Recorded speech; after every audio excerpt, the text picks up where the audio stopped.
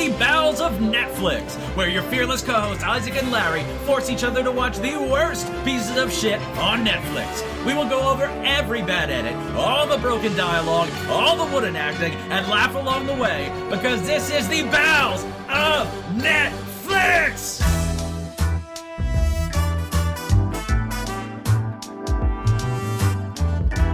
Alright, welcome to the Bowels of Netflix. I'm Isaac, and with me as always is my fearless co-host Larry. How are you doing this week, Larry? Well, it's been an interesting day. I got something in the mail. Oh, really?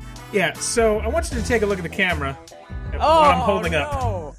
Oh, that's a withered hot dog. Yeah, for those of you who can't see, because this is an audio medium, I'm going to hold this very close to the camera. I'd like you to describe what you're seeing. It looks like Morgan Freeman's penis. It looks like a very withered summer sausage. It is about the length of a large man's middle finger. Because let me see here. So Morgan Freeman's it is penis. almost exactly the length and girth of my middle finger. Put them both in your mouth. No, God, this thing is repulsive. This hot dog. So for those of you who believe you still have it. For those of you who aren't aware, the hot dog from a couple episodes ago showed up. Literally 1 month later. I received, sometime last week, I got a note in the mail that I had a package that was awaiting postage. I get a lot of my shopping done on Amazon, so I mean, I didn't have a clue what it was. So I paid the $2.70 of postage. So, by the way, this little practical joke cost me money. I looked up how much the average hot dog weighs and how many stamps it was required, and I thought 2 stamps would cover me. But apparently not. Yep, I guess I don't know if they figured out it was food or whatever.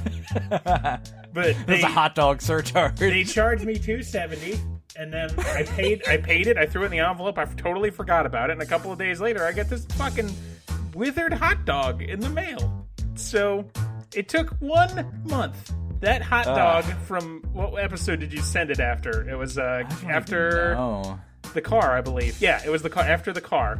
Yeah, that's right. And because I listened to that earlier. We recorded that. I don't remember what day we fucking recorded it, but I did the math. It was in July. I remember sending it in July. I did the math. And it's September now. And it was in the mail for exactly 1 month in the U.S. mail system. A fucking hot dog.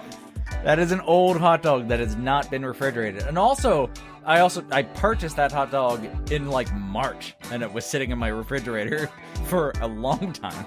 Yeah, I mean, to break the fourth wall a little bit, I did get this a few days ago. It didn't come this morning, and I've had it just on my table for this recording, and it has not changed its state. This is this fucking withered, disgusting.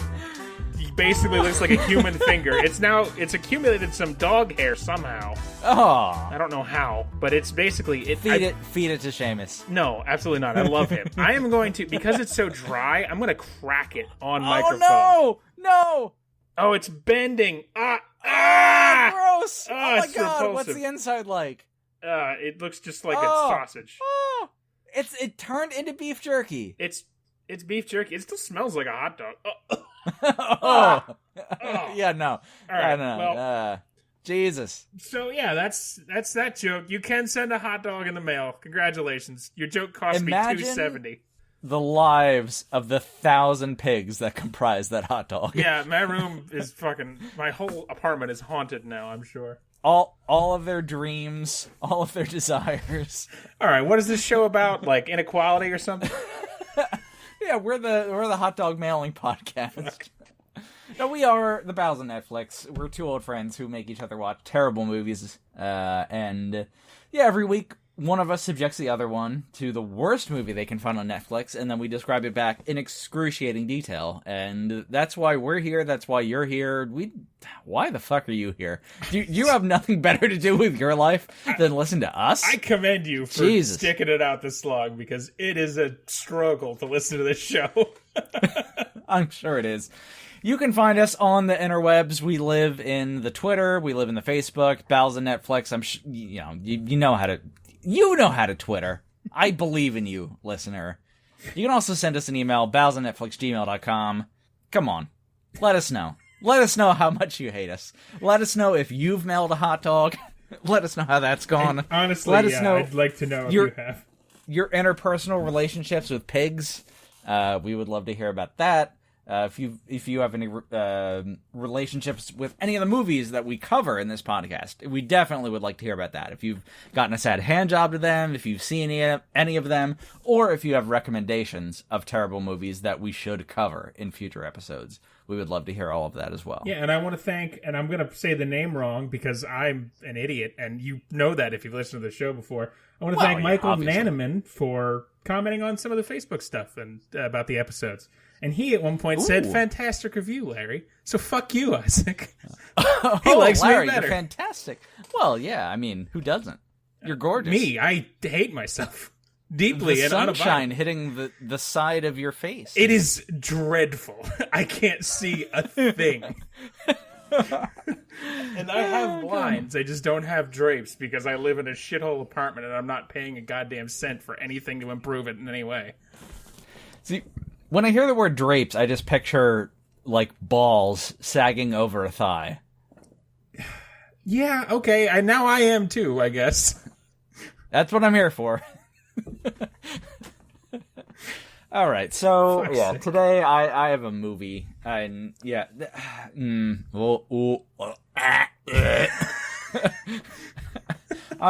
not excited about this one. It's called Six Underground.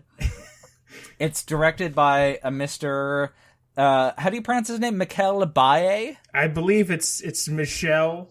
Michelle? It's still Bay. I can't think of a way to change Bay to not be Bay. Yeah, no, it's fucking Michael Bay. It's a Terminator guy. Like he's explosion man, action movie man. I think he did one of the Terminators. You mean Transformers? He did Transformers. Did I say Terminator? You did say Terminator. He may have done Transformers. There's like 2 Terminator movies I don't know anything about. But he Transformers. No. James Cameron was the original, or did Terminator 2, like the good one. That was James Cameron. Really? I actually didn't know that. Yeah. I mean, that movie is like one of the best. More or less how he started his career. I didn't know that. Terminator 2 was James Cameron. Huh. It's like one of the best sequels to a movie ever made. And it's really good. As far as action movies go. No. That's a good goddamn movie. Mm-hmm. Yeah. I did not know that was James Cameron. How about that? No. No, Michael Bay's Transformers. He's had a weird career. Terminator 2, Titanic, Avatar. Fuck. Like, what? They really go down in quality as they go along, too. No, Avatar's fine. Compared to each other, Avatar of those 3 is unequivocally the worst. Right, yeah. But Titanic is also a great movie. Yeah, it's fine. I would say Terminator 2 is better. I don't think anyone would agree with me, but I would say that. I feel like that's your personal judgment. But Titanic is like, what, 4.5 hours long? Maybe 3 hours. It was 2 VHS tapes. My mother had her on VHS, and it was 2 VHS. Which kids, their videotapes, just... inviting my Korean friend Daniel over to watch the titty scene of Titanic. And we had to queue up the second tape to watch Kate Winslet's sweet boobies. Did you guys... I mean, we didn't jerk off together. Okay. No. Okay. Yeah, we were a little too innocent for that. But you have jerked off to that scene. You had the videotapes in your house. Know. I'm sure you did at least once. I don't know. I feel like I might not have. Yeah. I've jerked off to a lot of things. I know you have. Believe me. We live together. God, yeah, no. I mean, Martin Luther King's I Have a Dream speech was probably the most uncomfortable. Yeah, I was wondering what all the screaming was when you had that speech playing in loud volume. It was like scream crying, because like I support it and it's beautiful, but like, you know, I was making it erotic for me. I think you were debasing it with your spunk. I have never actually seen all of Titanic, but I realize we're getting far away. We're getting far away from. We're talking about James Cameron. Monster. We're not even talking about the Titanic. It's a really good movie. Yeah, I've seen enough of it to get the gist. No, watch it beginning to end. I don't have 5 hours. I'm telling you, do it. It's really good. Is it on Netflix? I don't know. Who fucking uses Netflix? I don't know. But it's worth your time. It's a goddamn good movie. Fine. And fucking DiCaprio is like, he's the guy. He's the biggest movie star of our generation. And that was what launched him. It's worth it just for seeing that. Okay. So just talk about Michael Bay. Now let's talk about my favorite series of movies, Transformers. With Bumblebee and Jazz. They killed the black robot, Isaac. They killed the black robot. The token black robot gets ripped in half by, I think, Megatron. Michael Bay likes explosions. And we all know this. This movie, it stars Ryan Reynolds, who I'm generally a fan of. He played Deadpool. He's had a lot of cool parts. I'm reluctantly a fan of his, yeah. Yeah, and he is a charming, funny fuck. He's great. He really is great. What's that college movie that he is in? I just can't think of the name of it. I don't know. National Lampoon something. He was also in. Okay, yeah. He was in some National Lampoon thing. Yeah, it's like he's a college student into like his 20s, like longer than he should be. I can't think of the name of it. Van Wilder. That's it. Right. Yeah. I think that's and he one was of his earlier Waiting. ones. Waiting. Where okay. he's in a restaurant, which is especially you and me, like because we worked in a restaurant together, so yeah. That very much was tickled my fancy. Haven't seen it, but I've heard particular. It's good. Yeah, I think you should watch that in particular because just because of our history working in restaurants. Interesting. You would get a kick out of it. Just kind of standard stuff like, I mean, not that we did that, but like swiping your balls over top of someone's food before you take it out to them and stuff like that. Like all the kinds of things you wish you could have done to horrible customers, but you didn't because you were a good person. Definitely did not do that. Let's just throw that out there. No, yeah. We were good people, but I never did anything to anyone's food on purpose. There were some people that you wish you could have done it. Oh, there's some people I wished I could get away with legally murdering. Yes, that's not. Oh, yeah, absolutely. I'm not a good person. Let me just make that clear on the record. I am not a good person. Oh my god! So I have fucking Gorilla Grodd pulled up on my tab instead of. Yeah, before we started recording, we had a lively conversation about Gorilla Grodd, who is a DC comic supervillain that Isaac was not aware of. And I really wish the recording had been going because, golly, was that conversation a golden. I was very confused. Okay, so 6 Underground by Michael Bay, starring a Mr. Ryan Reynolds. Mm-hmm. On Rotten Tomatoes, it has a 35% tomato meter from the critics, and the audience aggregated score is 60%. So that's a bit of a difference, a little, Mm-hmm. And on IMDb, it actually comes in at a 6.1. So it's like people generally like this movie, and it sort of makes sense. Like if you really like Tom Cruise and James Bond and action-y type movies, sure, you will be absolutely happy with this. This will be a fine movie for you. No complaints. But in terms of like storytelling and general cinematography, or not even cinematography so much, but like editing. I think editing, and we'll get into it a little bit later, but it's kind of a mess, and like the story isn't really there. It's weird. For the first time, I think, as far as I can remember, in the history of the show, you actually called me to talk about the movie itself. Like we've texted about them occasionally, but we usually don't talk about the movies that much outside of the show, except, for right before recording. Or you actually called me to describe the reason why you needed extra time to do the review, because of how nonsensical and ridiculous the scenes are. This was a really hard one to review. Oh, I've had a couple of those, so I feel you.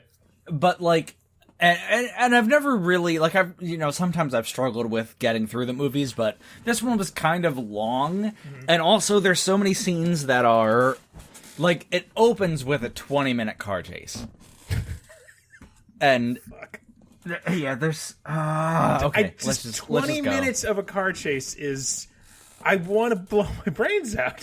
What the hell? Yeah. I do too. And this movie was another scenario where I had a very small amount of time, because I often forget to pick movies for you because I'm a moron and forget what the fuck we do in this show. Yeah. And it was one of those where I only had a limited amount of time to look through movies, and I saw one scene And I think we mentioned this when the last the girl in the episode. mask, right? I saw a scene of a lime girl in a dress, mask, pink mask, with a pink mask and a lime green dress, and I was like, "Well, that looks like the stupidest thing I've ever seen." That was Guess how important. Guess how important that scene is to the movie. I bet it's like a passing thing. I bet it's 4 seconds of screen time. Yes, I hate you so much. I hate you so much. You fucking man, this God, is the best. you monster! All right. So we get a voiceover in the beginning of the movie from a Mr. Ryan Reynolds, who I do personally like, and he is pontificating about the nature of being a ghost and life after death, and the freedom. The same thing is in the trailer too.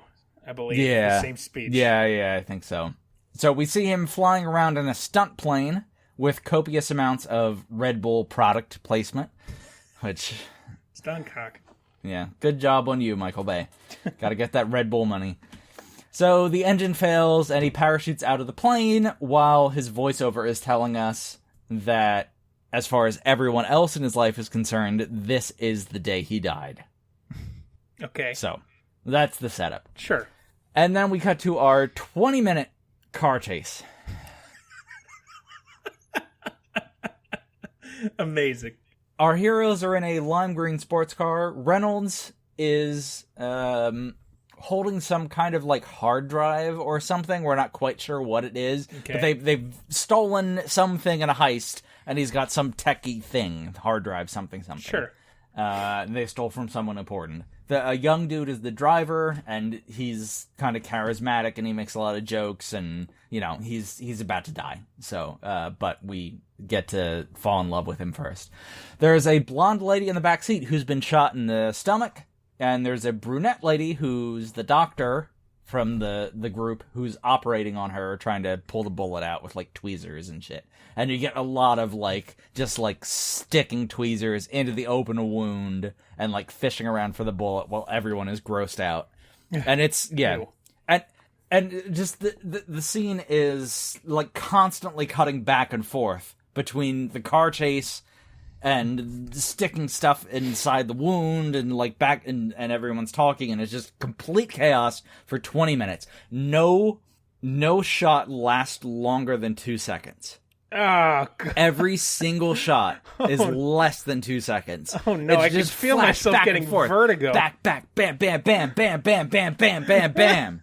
They're just, like, whiplash everywhere to, like, you see, like, the tweezers going into the wound, and then you cut to Ryan Reynolds' face while he makes a quip, and then you cut to them on the street driving in the car, and then you cut to the bad guy's car, and then you cut back to, like, the blonde's face while she's in pain from the tweezers, and you cut to Ryan Reynolds' face, and you cut back to the car driving, and it's just total fucking chaos. And it's hard to know what is going on and what's happening. Like, you have to be on the edge of your seat to remotely have a sense of anything that's happening. Oh, that's vile. Yeah. And I guess it works for this kind of action movie. Like, if this is the kind of thing you like, I get it. Mm-hmm. But I'm definitely not an action movie guy necessarily. Like, I like me some Die Hard. Die Hard is amazing. But I feel like that was handled cinematographically a little bit different than this.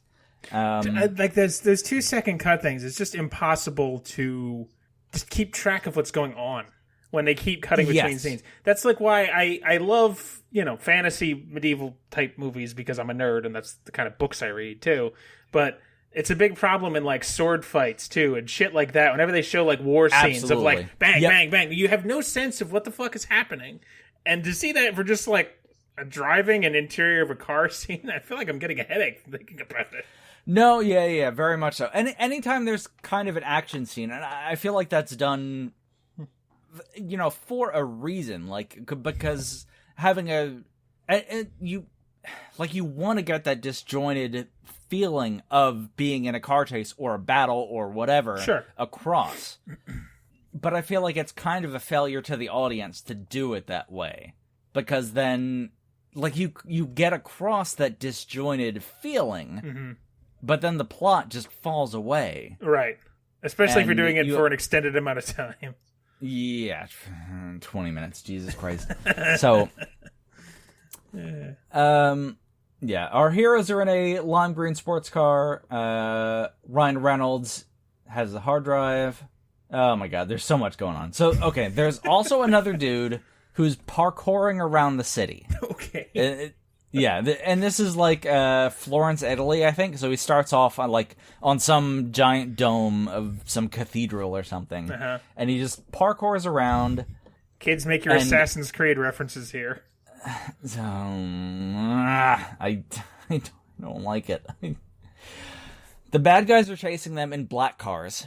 And throughout the car chase, over a dozen. I should have kept count, and I didn't. Like, halfway through, I was like, I should have been counting this, and then I couldn't go back, because I couldn't handle it. But at least a dozen, probably over 20, black cars / SUVs crash during the car chase. And there's just always more cars chasing them, no matter how many of them crash. And all of them crash in ridiculous ways, where they go flying, and there's sparks, and there's explosions, and some of them rip in half, and, like, the bodies go flying, and we see all the gore and everything. Ew. Like, just Michael Bay. Like, Did you get a budget on this movie by any chance? If you don't, I'll look it up, because I want you to keep going. But I'm curious, because that's... I'm sure it was a big budget. Whenever I see a bunch of car crashes, I always wonder what the budget million. is. Bet at least 100 million! Oh, it's gotta be. Yowza! All right. So Reynolds, at one point during the car chase, like, they kind of pull off into a corner. He pulls an eye out of his pocket. Like an eyeball? An eyeball. Like a real eyeball. Pulled out of a human being's head, eyeball. Pulls an eye out of his pocket. I cannot do eye stuff. I can't. I will vomit. Yeah. I mean, an eyeball just separate from a head is not too bad, but oh boy. And he's just dangling it from, like, the optic nerve. Stop. Okay, over his phone. Yep. And it's like so the reason they're in a car chase is they broke into some guy's thing who was protecting some other guy about whatever. I don't know. They're trying to get information. And they killed him, got his eyeball, and stole his hard drive or whatever the fuck. Okay. Like, it doesn't really make sense. All right. And they're using his eyeball to retina scan into the hard drive to unlock it to get the information to kill the bad dudes that they're trying to get. Okay. Whatever. Sure. Yep.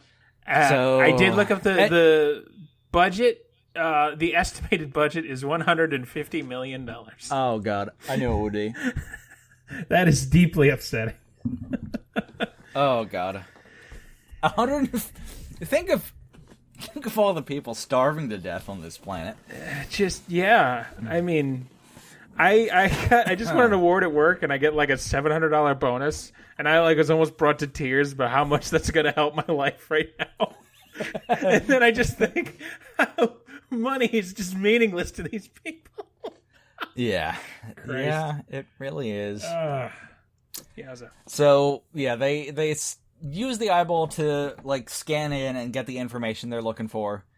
And there's a whole, everyone in the car is, like, grossed out by the fact he has the eyeball. The driver is, like, this young 20-year-old kid who's, like, a super great driver, but he's really squeamish. So he's like, oh, God, gross, this eyeball. And, like, they drop it on the floor and it rolls around. And he's like, don't squish the eyeball. No, don't squish the eyeball. Oh. So, yeah, just... And that's all going on, like, in the middle of the car chase. And all this, like, chop, chop, chop, chop, chop, chop, chop. How many people are in this fucking heist team? Okay, so it's called 6 Underground. Okay, well, I guess that should have helped, shouldn't There's 6 people. All right. There's 4 people in the car. Uh-huh. So it's Ryan Reynolds, who's number 1. He's the billionaire. Then there's the driver. Then there's the brunette lady, who's the doctor. Then there's the blonde lady, who's been shot. She's like the weapons CIA specialist. Sure. And then there's parkour dude, who's kind of wandering around, jumping off of cathedrals and shit. Which, like, it's fucking... Doing his best ridiculous. Impression of Ezio from Assassin's Creed, yes. And then there's just another, like...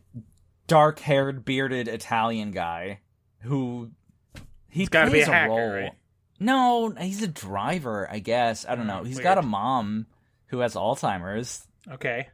Like, that's his character. I don't know. It's so confusing. Like, they just keep trying to cram like character development into these things, but like none of it matters. And like there's no real story. So God, okay. So yeah. At one point, Parkour Dude grinds a sick rail on his skateboard and launches a grenade into the open window of one of the bad guys' cars. Fuck's sake. No, yeah, it is full on like GTA nonsense. He's like out of fucking Running Man with Arnold Schwarzenegger. Yep, it's totally ridiculous. Like it's seriously him just grinding down like a stair rail with a grenade like launcher gun. And he and the grenade goes into the car, breaks a dude's nose, like swipes across his face. You see blood fly in slow motion, and then the car explodes, and there's sparks and big bang and explosion everywhere. It's utterly ridiculous. I feel like if you throw a grenade in a car in real life, it won't actually explode. But I don't know a way to test it other than to actually do it, and I don't think Mythbusters is on the air anymore. So no, Grant died. Oh God, I honestly forgot that's right. Yeah, that's aneurysms are terrifying. Yeah. Oh my God. Yeah. Jesus Christ. Well, but at any rate, yes.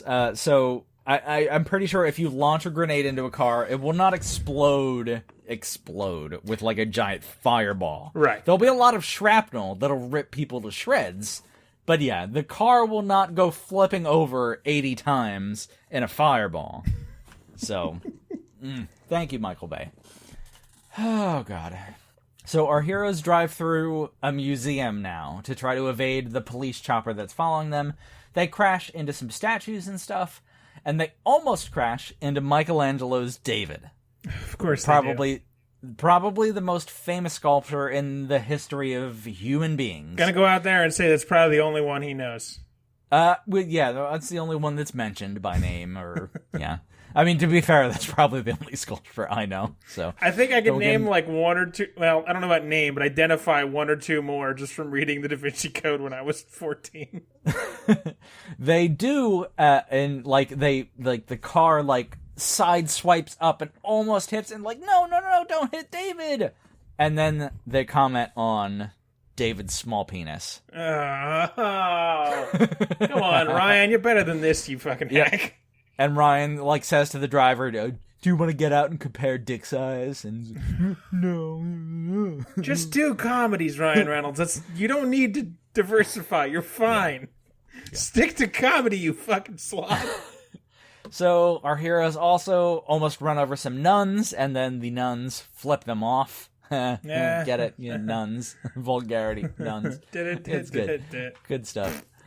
So there's a lot of slow motion, and like I said, most of the shots last less than a second or two, and there's just all these quick cuts and close-ups, and it's just all this disorienting stuff, and it's just like you cut to the car, like the front of the car, vroom, vroom, vroom, and then you cut to Ryan Reynolds' face for half a second, and then you cut to the driver's face for half a second, then you cut to the street for half a second, and it's just back and forth. It's just total whiplash of an action scene. This is still a car chase. Yes. Fuck. Yep. So, oh god. And it really feels like a jumbled mess, but I also really appreciated how much work, like the amount of hours spent in the editing room, like, and the amount of footage they must have had, and like to actually like cram these clips down and put them in a semi-coherent kind of framework, like just the man hours involved. Yeah, it sounds like it. I can't imagine. 150 million. Utterly wild. So the car chase ends when the lime green car they're in crashes into a forklift. One of the forks goes through the neck of our driver, and he's killed instantly. Yeah, it seems pretty fatal. Yeah, definitely. So, and, you know, everyone's bummed out, and they're like, oh no, our driver. And we, like, you know, during the car chase, there was, like, enough of a build-up that you kind of care about him, and you realize he's kind of squeamish. Like, he doesn't like seeing, you know, ripped out eyeballs. I mean, who does? Yeah. I know what you mean, though. But, yeah, you kind of, you get a feeling for him, and, like, his death has a modicum of weight. So they kind of set that up. But yeah, it still feels kind of cheap. So we cut to the crew on the boat, and they're sharing a drink over the death of the driver. And then they chuck his body into the ocean, wrapped up in a plastic bag. They're getting rid of him. So I intend to go. You really can do that. Yeah. Like, you just have to go out to a certain distance. I think it's 5 miles or something, right? Oh, I looked it up at one point. I don't remember now. Yeah, 5 sounds right. Yeah, why not? Why fucking pay for a goddamn hole in the ground that costs $1,000? It's a scam. It's the worst. Yeah, no, the whole death industry is the absolute worst. It's It's worse than weddings. Which, congratulations to the folks who I just married 2 days ago. Who I just performed the ceremony for. But, I mean, it's all a fucking scam. Weddings and funerals. Yeah, no, it really is. It shouldn't cost that much money to be happy or die. Yes, that's a great way to put it. I mean, it shouldn't cost that much money to be happy or die. Yes. That is a great quote. I'm going to use that. By the way, Alex and Jamie, I really did have a wonderful time. Thank you so much. The pierogi station was the best thing in the world, and also, I guess, your happiness or whatever. A pierogi station? Yeah, why do you think I agreed to officiate the fucking thing? There was a pierogi station. Yeah, good point. But just there is a bizarre economy around these kind of human rituals we have. Weddings, death, bar mitzvahs, whatever. Right. Where it's just spending money needlessly on stuff. Yeah. And it really isn't comfortable and weird. So anyway. Just throw my body in the ocean. Who gives a fuck? Ryan Reynolds is a little perplexed that no one else in his crew has seen Leave It to Beaver, the TV show. And that's a whole gag. Have we talked about Leave It to Beaver on the show before? Because I remember having conversations with you about it. I don't remember if they were recorded or not. I don't think so. I don't remember your thoughts on Leave It to Beaver. I mean, it's a weird 50s sitcom. It is the worst television show, just objectively the worst. Like, I've seen things that I hated more, but Leave It to Beaver is just fundamentally the worst show on television. Because it's literally a show where nothing happens. It's just a show about, like, how old is Beaver? Like 9? Yeah. It's a show about a 9-year-old kid in the 50s, and because it's the 50s, all television is whitewashed nothing. So nothing happens. It's Andy Griffith, but with nothing happening. And nothing happens in Andy Griffith. Leave It to Beaver, I used to watch it with my father. It is the worst show ever produced. There's things I hate more, but it's objectively the worst television ever made, because I'm very curious to go check out Leave It to Beaver now. Watch an episode. You'll be bored to tears immediately, because there's nothing. It's just the misadventures of a 9-year-old in the 50s. Right. He plays a lot of baseball and does nothing and talks to his parents. There's nothing. There's nothing in the show. It's a show about nothing, like Seinfeld, but actually nothing. Ryan Reynolds, Leave It to Beaver. Yeah, he loves Leave It to Beaver, and he's perplexed that all his crew of millennial, like, Europeans has never seen Leave It to Beaver. It's like, what's wrong with you? So they have to recruit a new person, and Reynolds says, "Oh, we have to get a number 7 because we lost her 6 underground. Ugh, yeah, we need 7 now. Ugh." And, like, every once in a while, like, the numbers will come up. That's right, folks. We are 34 minutes into the episode, and Isaac has used both of his voices. his gruff action hero voice and his woman voice. With his woman voice is also his voice for everything else. So I've been keeping track, waiting to see what was going to come out, because I knew it would. Oh, God, yes. But yeah, so, like, throughout the movie, like, you see, like, Ryan Reynolds is number 1, and he's the billionaire. He's, like, the rich guy who's funding this whole, like, we're gonna go get bad guys thing. And the blonde chick is number 2 or whatever, and she's the CIA operative, whatever. Number 3 is the brunette, she's the doctor. And anyway, 6 is dead. He was the driver, and they need to get a new guy, but he's number 7. And they always have to have 6 people. But he's not a replacement for 6. He's number 7. So, because that's important. If numbering people signifies getting rid of their identity, the Holocaust. I mean, come on. So right, if you're holding the number 6 sacred now because somebody died as number 6, you need a number 7. Just use your fucking names or make up names, you knobs. Well, call it Jumanji. I don't call yourselves after movies. That might come up. We'll see. God damn it. So Reynolds needs to recruit a number 7. We see a little bit of backstory about a guy who was at war in the Middle East. He requested clearance to shoot a suspicious van heading towards his, crew of soldiers. But his superior was like, no, you don't have clearance. Do not shoot.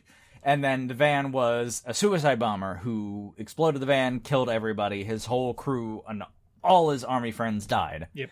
And then he's now, haunted and, we see cutscenes of him. Sure. With PTSD. Flashbacks, thinking about that thing and being suicidal, and it's intense, for sure. That's standard stuff. But then fucking Ryan Reynolds just shows up at his house and was like, "Hey buddy, I would have let you pull that trigger." And the dude's just standing there with a gun in his hand, like he had just been swirling it around in his mouth, I'm probably gonna kill myself. And then Ryan Reynolds shows up and is like, I would have let you pull that trigger. Do you want to be one of my goons in my death squad for bad people? And he's like, fuck it, whatever, sure, okay. So he fakes his suicide. Sure. He pretends to jump off a boat. Mm-hmm. And it's it's really weird. It's and not then a guaranteed death sentence, but okay. Ryan Reynolds and him go to his own funeral, and they're just standing in, 100 yards away with, binoculars and radar sound detecting things. That is a sick dream of mine, and I think of a lot of people's, is to attend my own funeral. Yeah, it's fucking Tom Sawyer. Does that happen in Tom Sawyer? Yes. I haven't read that book since I was 9. Go read that book. It's been literally 20 years, okay? Mark Twain wrote everything before you needed to know it. He's got it covered. He's the smartest man ever. Well, all right. No. Yeah, no, I would say he is. So, God, okay, where are we? The own funeral radar gun. Yeah, funeral. Okay, so he shows the new soldier guy, so he recruits him, and he's number 7, and the guy's like, oh, so that means there's 6 other people? And he's like, no, there's only 6 of us. And he's like, oh, what happened to number 6? And he's like, I don't know. Nothing. Ryan Reynolds. Terrible. You trying out a Fat Albert voice there, or? I don't even know, man. So he shows the soldier around to their secret ghost lair, which is an abandoned airplane junkyard. Okay. And their Batman cave is in busted up planes, but they have computers, and that's where they live, I guess. I don't know. Fucking movie, Michael Bay. All right. I guess. I can't. They share some beers over lunch and discuss how they're going to bring down the dictator of Turgestan, which is a fictional country. I was going to say, that kind of sounds like it could be a real place. There's a lot of Stan countries that are very small that kind of fly under the radar. Well, yeah, I originally typed Turkmenistan, which is apparently a real that country. Is a real place. That one I knew. And I had to do a find and replace when I found out that, this is not actually a real country, and it's a fake country. All right. Turkmenistan. Yeah. So their main goal, this group, Ryan Reynolds is the billionaire, and he's out for justice, and he has all these other people, and their goal is to kill the dictator and his 4 top generals of this evil country and bring democracy back to the people. So that's the entire plot of the movie. All right. So, sure. We find out that Ryan Reynolds has always liked magnets. He invented some cool magnets that do some weird magnety shit and became a billionaire. Wow. Fucking magnets, man. How do they work? Yeah. How do they work? So, yeah, he's more or less Elon Musk. And they honestly make references to Elon Musk and Bill Gates and, famous billionaires, fucking Jeff Bezos and shit like that. And we cut to 4 years ago where he was in Turkestan, the fake country, and he was like gonna cut a check for the charity, whatever, and do a photo op. But while he was there, the government flew some planes over and dropped some sarin gas and like fucked everybody up. So Ryan Reynolds got to personally witness the horrors of that, Turkestan dictator situation. So for those of you listening at home, just answer me a question. Did anyone know if Ryan Reynolds wanted to play Batman and wasn't allowed to? And is this his, like, compromise? Because this sounds like Batman. The more I think of it, because I know he's a big superhero guy. He's obviously Deadpool. And I think he was also Green Lantern, wasn't he, in that movie that nobody liked? Yeah, that's right. I don't think that one was received. I didn't see it. I don't think it was received very well. No, I know he's not. huge into superhero stuff, so maybe he wanted to be Batman, and he was like, somebody give me a script that's like Batman. Yeah, and Michael Bay was just like already hard in the corner jacking off. I assume Michael Bay, I got it ready for you. I got it ready for you, Ryan. Let's do this. He is a handsome man, Michael Bay. He's like weird. Michael Bay? He's weird handsome, but he's not unattractive. Yeah. Michael Bay is handsome? He is like a cameo in some of his movies. I know he's in Independence Day as a scientist, and he is like the only scientist who's attractive and ripped and wears clothing to know that he's ripped. Did Michael Bay do Independence Day? I believe so, yeah. I know he did Armageddon. I didn't know he did Independence Day. I think he may have. Let me check into that. Huh. I know he's in it. Shit. Maybe I'm getting confused now. No, that's The Holiday. There we go. Dumbass. Just looking up pictures of Michael Bay's penis. Shit. No, I think I'm wrong.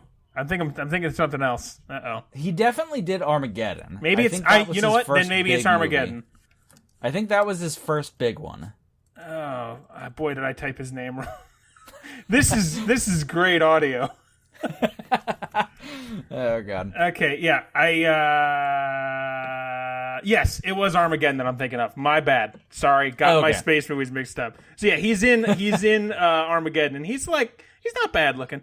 I mean, he's probably a little old now, but I was gonna say 25 years ago. Right. I mean, he was like in fucking writer school, which he certainly did not attend. He was probably the handsome guy in writer school. Yeah. Okay, so what a waste of time. I'm so sorry. We cut to the Louvre in Paris, the famous art museum, where the dictator is hanging out and looking at paintings and shit. Mm-hmm. And we find out that he himself was the one who leaked footage of the chemical gas attacks because he wants to cultivate his image of brutality to frighten his enemies.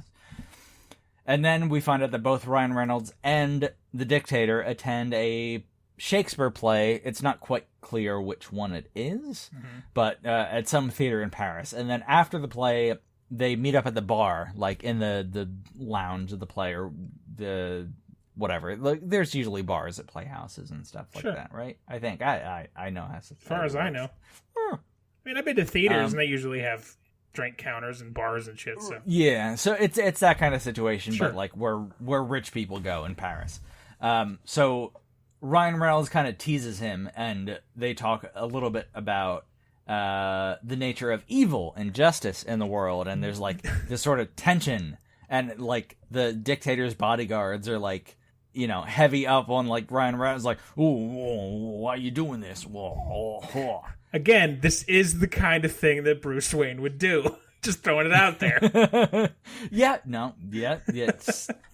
This is Batman. This just is Batman. Fuck, it really is. Fuck. Like, I didn't realize it, but... So, Ryan Reynolds starts flirting with the sexy Parisian bartender, while he's also, like, teasing the dictator. But then, him and Ryan Reynolds and the bartender go to Bonetown, and there's a weird implication that he's been stalking her. Because, like, you remember the Red Bull stunt plane? Yeah. We get a cutscene, like, real quick, where he had pictures of her, like, taped to the dashboard of the stunt plane when he faked his death. Hold on. How long ago was the stunt plane? I assumed it was, like, years I don't know how long I think 4 months ago. I think that's what they said. All right. Relatively recent, but also it doesn't really come up again. But like he's kind of in, and like they have the whole fuck scene where they fuck in a hotel and they flirt and Michael Bay. whatever. I mean, right? Yeah, it's really weird. Like I don't. That's strange. Is it to imply? The only thing I can think of, having not seen this piece of shit, is it to imply that he's been like staking out that he's going to meet this dictator here? I don't think so. It's not set up like that. It's just weird. Then I don't fucking get it. It's just Bonetown, I guess. Hey, man. Hey, God, I'm so unbelievably lonely. I could get it. So, speaking of Bonetown, the 4 evil generals go to Vegas to make a deal to get some sarin gas. It just sounds, when you say it like that, it just sounds so much like a video game. Each of them has a pendant, and those pendants make a bridge that goes to the final boss. Yeah, I've played that game. It's half the Zelda series. So, they're trying to get some sarin gas from Vegas, and of course, when you're in Vegas, you have to, get a penthouse and hookers, right? Prostitutes, right. Ladies of the night, as it were. Mm-hmm. So, sex workers. The 4 generals, are upstairs, and they're going to Bonetown with their prostitutes, and then we find out our heroes have dressed up like tennis players. Okay. Wasn't sure where that was going to go, but okay. Yeah, it's weird. Like, they have fake noses and fake chins because they're like trying to hide themselves from the facial recognition software in Vegas. Sure, which I believe that's actually a thing. I mean, yes, absolutely. Sure, that makes sense to me. You're spies, so, yeah, basically. It computes, but why they're tennis players, and like they kind of play it up like a joke, like, oh, you have to pick your disguise as well, and they pretend to be foreign tennis players, and it's like, I guess because I in fairness, if I was thought about being a rich person in Las Vegas, the thing that would annoy me most is a foreign tennis player, and I'd want to pay the least amount of attention to. I'll give credit there. They show up at the penthouse and commensurately execute all of the generals. That was fast. Yeah, they just show up and like they shoot a guy through the peephole, like when he goes to answer the door, and they execute a couple other people, and it's Michael Bay, like intense slow motion, and you see blood like spurting out of their heads and like flying and like splattering against the room, and the fattest, oldest, whitest dude is balls deep in a Lady of the Night when they shoot him in the head. Of course. And there's a whole scene. And it's honestly fairly uncomfortable. Because he's just like, he's got her bent over a bed. Oh. And he's like inside her. And he dies and they like put a gun up to his head. Christ. And they're like, where are you keeping the brother of the dictator? And Ryan Reynolds shows up and he's dressed like a Harley Davidson guy. It's just, it's too much, man. Like, it's uncomfortable. And then they tell him, oh, he's kept in a penthouse in Hong Kong, and then they shoot him and he dies. And then Ryan Reynolds, dressed up like the Harley Davidson biker, says to the prostitute, like, yeah, could have been worse. He could have finished. Stick to comedy, Ryan. Yeah. Your strength is comedy. You don't need this. This is I'm not sorry, a good vehicle you can't for be you. Batman. So, the dictator now has a meeting on top of a building in Turkestan, or whatever fake country he's in, with all of his colonels, because his 4 top generals have just been executed. Sure. And he's discussing with them who's going to take the place of the top 4 generals, and he pulls forward the 4 highest-ranking colonels. I was like, you guys are all next in line. He's going to throw him off this building. He does. Of course. Absolutely. Of course. You got it. Oh, you got it. Of course he does. You can see right into Michael Bay's goddamn brain hole. Yep. And then he says to the rest of the colonels, like, they stood the most to gain. I couldn't trust them. Hopefully some of you will step up and be my new general dudes. God damn it. Or whatever. Just try harder. Oh, God. So we get a little bit of backstory where Ryan Reynolds met the parkour dude. Right. Yeah. This movie. Did the blonde who got shot, did she live, by the way? I don't think. Yeah, she's around. She's fucking the other dude. She was one of the tennis players. Okay. Who assassinated the generals. I figured she did, or you'd have mentioned it, but I just wanted to make sure, because we haven't talked about literally anyone besides Ryan Reynolds as an individual up until now. Yeah. She's She's also, like, she's a name. Like, I've seen her in things. I didn't look up who she was, but, like, she's been around. Okay. And one thing I'll give a little bit of credit for, because she's, like, played as, like, the main sexy chick in the movie. And she's definitely a little older. Like, she's probably late 30s. Oh, cool. Good for them. And they, you know, they don't necessarily go to the way to hide that. Like, you get to see, like, she has some face wrinkles. She's not playing 21. Right, yeah, Okay. It's not all edited away. Good. And she's got some moles on her body and stuff like that. And she's still, like, you know, sexy chick, and there's a sex scene with her at some point, and, you know, you see her in her underwear and everything. But, at the same time, she's, you know, she's an older woman, but she's still the sexy lady from the movie, so. I'll, you know, a nod to that. I give credit where credit's due. Yeah, right, yeah. Absolutely. So yeah, we get backstory where parkour dude meets Ryan Reynolds. Apparently during a jewelry heist, he was grievously injured, and Ryan Reynolds kidnapped him and put him in a weird pit in the pendulum situation where he's like strapped to a table and there's a gun pointed at his face that's hooked up to a sandbag. And as soon as Ryan Reynolds, like, kicks the sandbag, the gun's gonna go off and shoot him in the head. And he's like, gosh. Are you afraid of dying? Are you scared? Are you scared of dying? No, I'm not scared. I'm not scared. And then Ryan Reynolds kicks the sandbag, and the dude is super scared and, like, starts crying, and then it was just a joke. And Ryan Reynolds just starts laughing and is like, I got you. Do you want to be part of my crew? It's weird. It's really weird. I don't get it. Oh, boy. I don't know what to make of this movie. Okay. The dictator visits his brother in the 90th floor penthouse Hong Kong prison that he's being kept in. Okay. The dictator tells him that if anything happens to him, the dictator, that his brother's captors will exact the exact same damage on him, the brother. Because, like, he's had his generals killed, and he's worried his brother is behind it, and he's not sure what's going on. Okay, so he and his brother are contentious. You confused me there for a second. So he and his brother have a contentious... So he is saying to the brother... Yes, the brother's pro-democracy... If you're the one who fucked me, you're going to get fucked. Yes. Got it. Okay. Yes. If anything happens to me, the same thing's going to happen to you. You can fuck off with your democracy. I'm the dictator. This is the right thing for the country. Got it. And stay in your Hong Kong penthouse prison. So, our heroes are planning to break the brother out of the Hong Kong penthouse prison and install him as the leader of the country and kill the dictator, and that's the plot of the movie. So, now we get the chick in the green lime dress and the pink gas mask scene. This is really the only thing I've been fucking sticking around for, so go.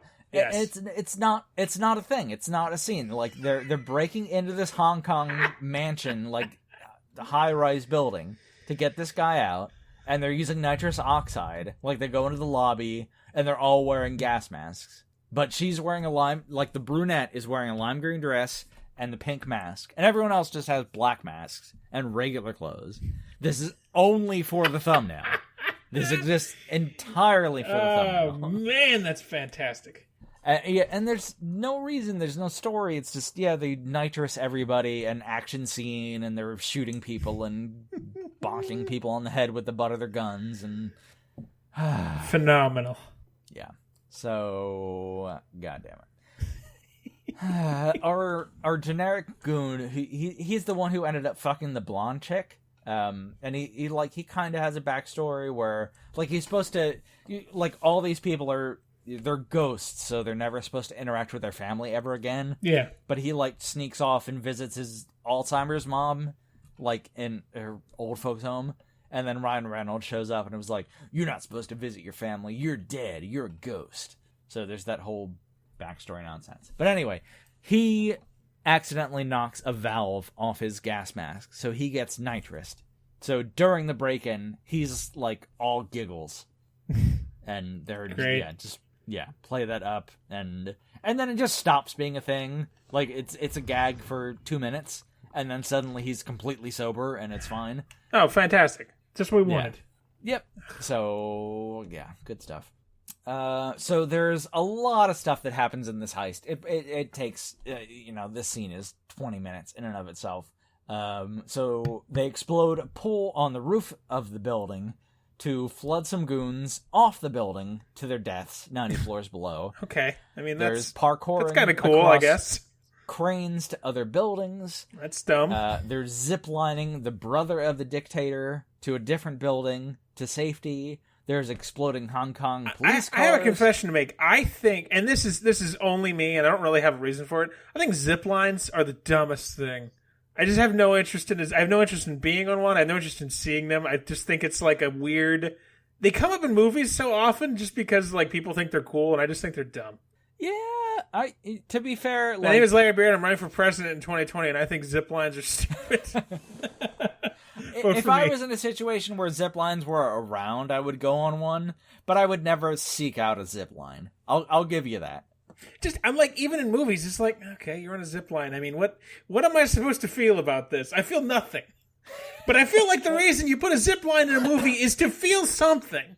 Yeah, it's supposed to be cool, for sure. And there's zip lining across the Hong Kong skyline. Again, this really is The Dark Knight. Like, you nailed it. It's this is Batman. Supposed to be Batman.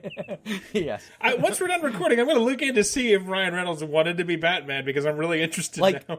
And really breaking a guy out of, like, a Hong Kong prison. Like, this seriously is the fucking story of The Dark Knight. Like, God damn. I didn't think about it before, but it's driving me crazy now. So, yeah, the zipline, the brother to safely, there's exploding Hong Kong police cars, the army sniper dude has a moment, because he's number 7, but he's kind of number 6, and he's like the new guy. He has a moment where he's like, no, I'm not going to leave parkour dude behind. We need to stop this car now, because I'm going to snipe the bad dude who's trying to get him, and then he snipes him, and everyone's friends, and Ryan Reynolds is like, this is not how we operate, but Army Dude has, like, his, like, capitulation, where he's like, oh, we don't leave people behind, and you said you'd let me take the shot, I'm gonna take the shot. Now, in the alternative to zip lines, I 100,000% love the line, take the shot. Also, nothing funnier than just randomly shouting it. Just randomly in situations where it's not necessary, just shouting, take the shot! Just walk around a bowling alley, yell that at people. it never fails to get a laugh out of me, and also I think it's a good line, and I think it has the potential for being the funniest thing ever.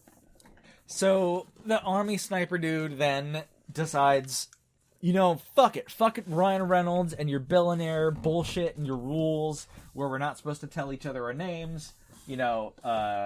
I'm telling you my name, and he tells his name's Liam or I don't know, whatever, some fucking name, and then everyone else tells each other their names, and they have a whole bonding moment. And then Ryan Reynolds doesn't tell him his name, sure, and they're like, but it's set up like that's going to be a thing, but then it never pays off. Like you're gonna finally, he's not holding somebody dying in his arms and tells him his name, yeah. Right? Yeah, but no, you just never get that payoff. You just get the setup, but not the payoff. Because he's got to be cool forever. Apparently. Ryan Reynolds and Army Dude then pretend to be inspectors with fake accents and sneak into the state-run media headquarters of Turgestan, pretending they're there for an inspection. Ryan Reynolds makes some choking masturbation jokes to lighten the tension. Very awkward. I mean, that's... Isaac, we have made those same jokes, so yes. Who are we to judge? We're not paid millions of dollars to do so. Oh God, I wish I was paid. I wish I was paid millions of dollars to do literally anything. Literally anything. If I could be paid hundreds of dollars to make choking masturbation jokes, I would be a happy man. I'd be willing to do it for just the exposure. I would choke you to death while masturbating for $100. Oh, I'd do it for 20. Or lowballing each other. No, I would just do it for 20. That's our Patreon. I'm not going lower than 20. You can offer 15 if you want, but that's our Patreon. Yeah, we'll get... If we get 10 Patreons, we'll choke each other while masturbating. Fuck. Well, if we film that and put it online, we can kind of get money out of that too. Oh, the things for money. So sake. Yeah. So they're uploading some kind of file or something that will allow them to hijack the state-run media and then project the brother who they kidnapped from Hong Kong. Yeah. And he's going to have his pro-democracy message. So that's going on in the background, and then they show up in Turgestan, and Ryan Reynolds hits a button on his phone, and, magnets. How do they work? He's Magnet Man. I don't know. All of a sudden, every statue in the entire country explodes. Now that's interesting. Now, Juggalo for Life aside, in this specific instance, how do magnets work? I'm not sure if this is magnets or if they just planted the bombs ahead of time, but like he taps a button on his phone and every statue in the country blows up. Even for like a super spy, high-end technology, big budget movie, seems a little extreme. Yeah, it's a bit much. And he's like standing on like some overlook on a cliff, like looking down on the city, and it's probably actually the city of Dubai. I feel like planting a bomb is hard. And doing that many is without getting caught. Literally every statue in a foreign country. Yeah. I'm sure it's a breeze. Yeah, right. Well, that happens. So, and then like it's full on like climax of the movie heist nonsense. So there's a ton of heisty stuff. They're all sneaking around. There's magnet submarines. There's holding people at gunpoint. There's like magnet submarines. How do those work? I don't know, man. So the dictator's on his expensive yacht, which is like his panic room, I guess.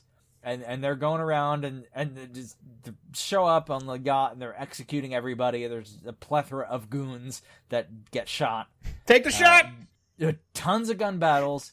Ryan Reynolds pulls out his phone again on the yacht and uses his phone to magnetize the yacht. Come on, he's Batman. That's a Batman trick. So the yacht is magnetized, and they kind of set up so like all of their guns are made out of plastic and ceramic, so they're not affected by the magnets.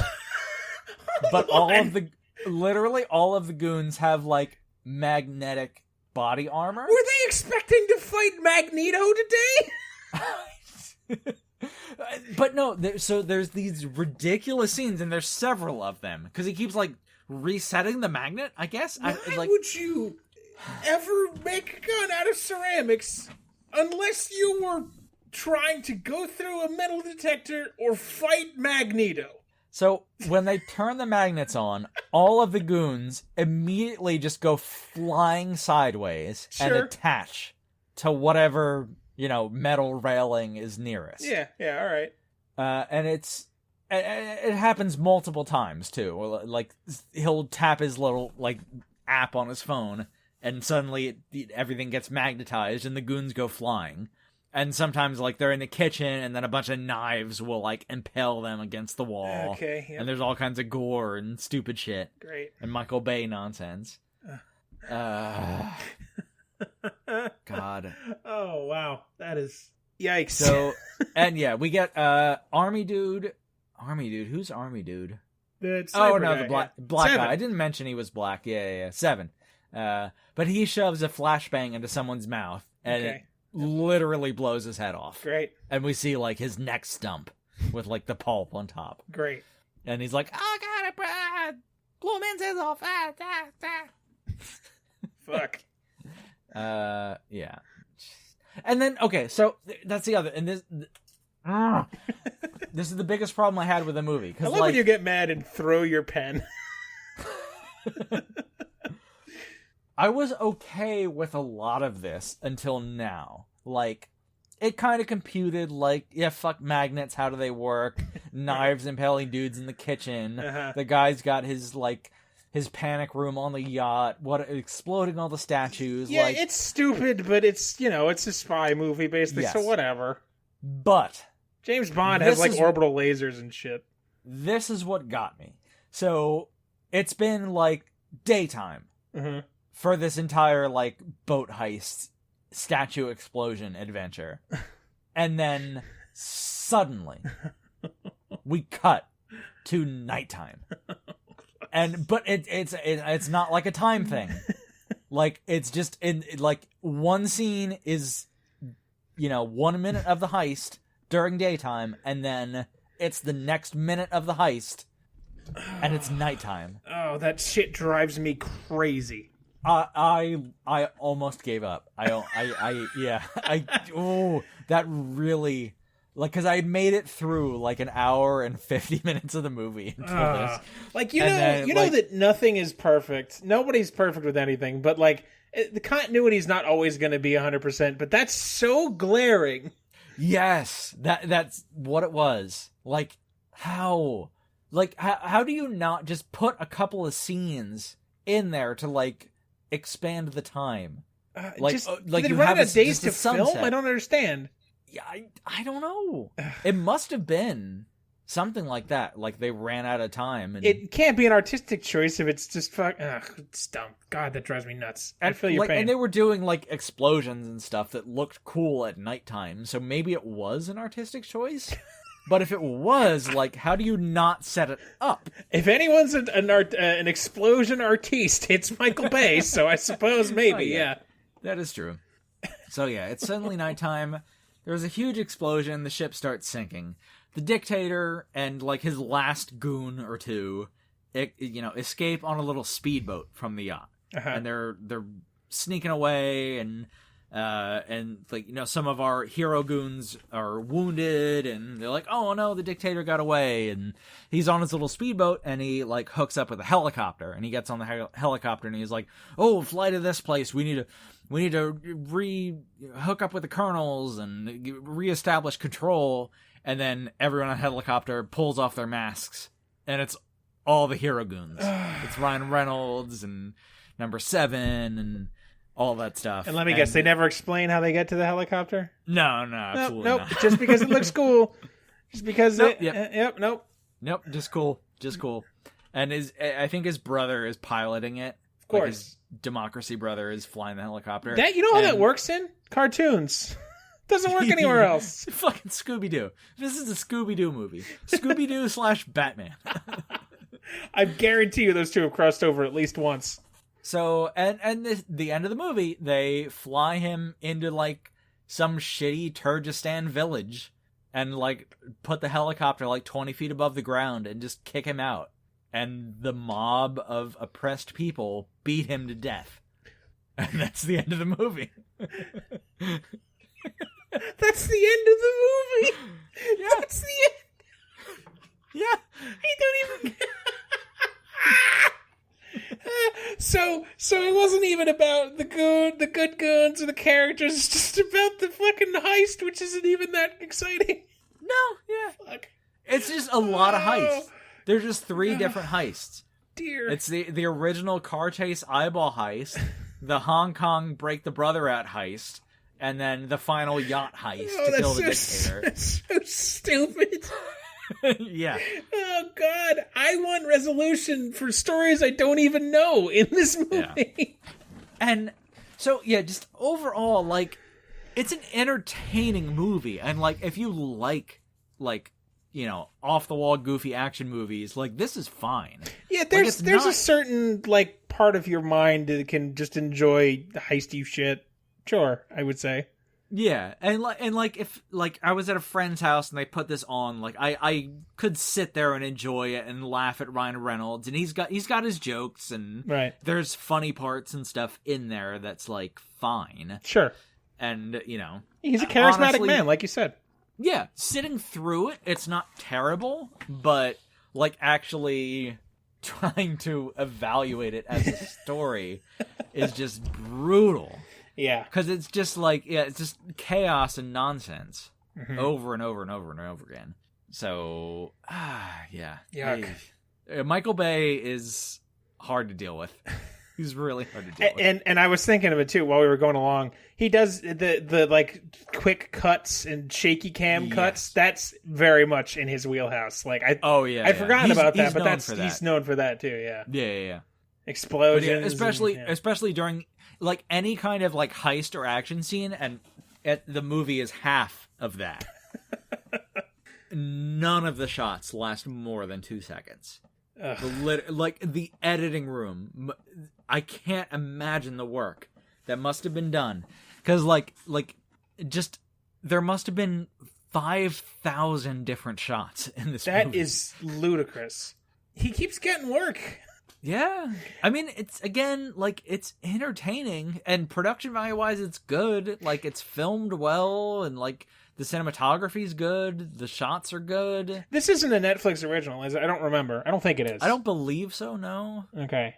I don't think it could be for that budget and for Michael Bay.